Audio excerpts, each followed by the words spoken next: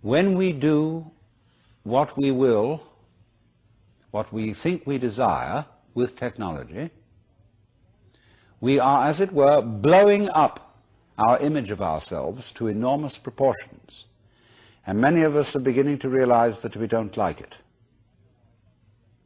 We discover ourselves to be beings that are hostile to the environment and that are bent on dominating it to the point of destruction.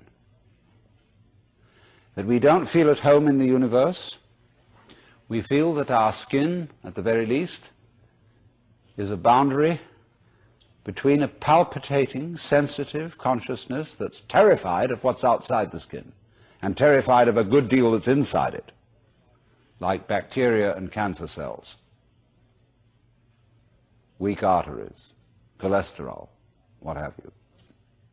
So we have this strange thing that Lancelot White called the European dissociation, the feeling of oneself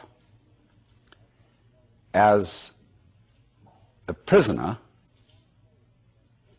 involuntarily so, in a hostile world that does not give a damn about our egos. And therefore, when news comes from all about, whether it be from the Orient or whether it be from experiments with psychedelic drugs, when news comes that this feeling of our own existence may be a hallucination, people prick up their ears and would like to know, is there some other mode of consciousness which one can be in, which is not this alienated mode? Because we feel, I think many of us, very, very strongly, that if there is such a place, we would like to be there. That, of course, entails difficulties, which we shall go into. But this is the starting point of the fascination for yoga, for Zazen, and also for the Taoist forms of meditation, which are much less known.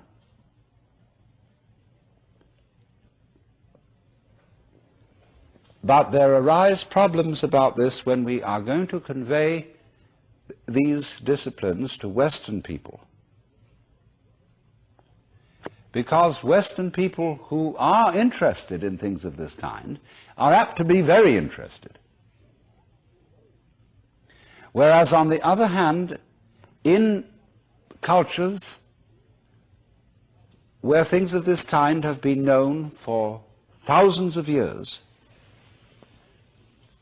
there is a tendency for them to become rather rotish. And therefore, the way of teaching these disciplines, which many Asian teachers use, are designed not for mature adults, but for relatively young people who are not interested in learning them. In other words, when a kind of religion, let's take the case of Zen Buddhism, or in Chinese it is called Chan, when after some years pious people have followed these disciplines and learned to enjoy them, they have a way of telling their children that you ought to enjoy this too, see? And we would like you to go to the monastery. And furthermore, when there's the superstitious feeling that raising a son to be a monk or a priest redounds to one's own good merit in future lives, the more sons you send into the priesthood, the better. It's the same in Catholic countries. It was the same among the British in the Anglican Church during the 18th century, when the first son of the family went into the law, because he had then a good chance of being a successful politician. The second son went into the army, and the third son went into the priesthood. And it was a matter of course. And they had no real interest in religion. They weren't really curious. It was something they were studying out of filial duty to their parents. And especially in these days in Japan, when in order to inherit your father's temple, you have to go to the monastery and take Zen training. It becomes a matter of some urgency. So you have a lot of unwilling young men sometimes young women, in the nunneries, learning the meditative disciplines under the supervision of ecclesiastical taskmasters who are everywhere in the world exactly the same. I attended from the ages of 13 to 17 an ecclesiastical boys' boarding school in England. I can assure you I've had enough of it. We were very sternly disciplined in the same way as Zen monks are disciplined in Japan today. And it just strikes me as funny that I have what I call the aching legs school of Zen,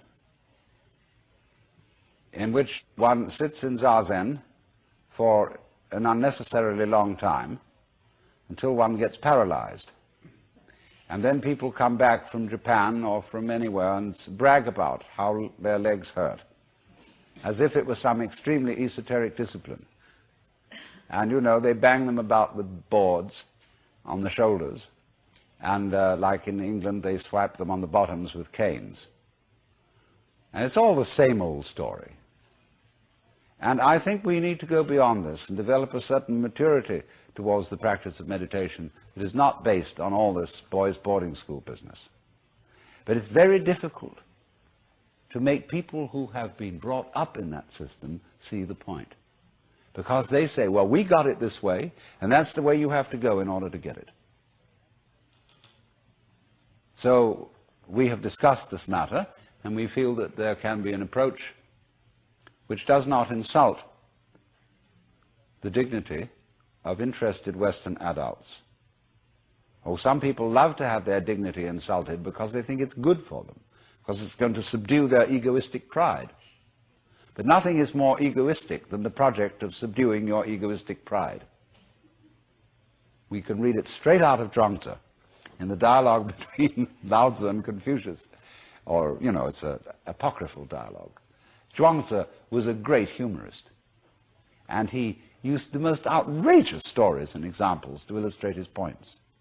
And so he put into the mouth of Confucius all sorts of things that Confucius would never have dreamed of saying, but he also arranges a dialogue between Lao Tzu and Confucius in which Confucius gets the wrong end of the stick, where Lao Tzu talks to him and asks him, what is your teaching? And he says it is charity and duty to one's neighbor and absence of self.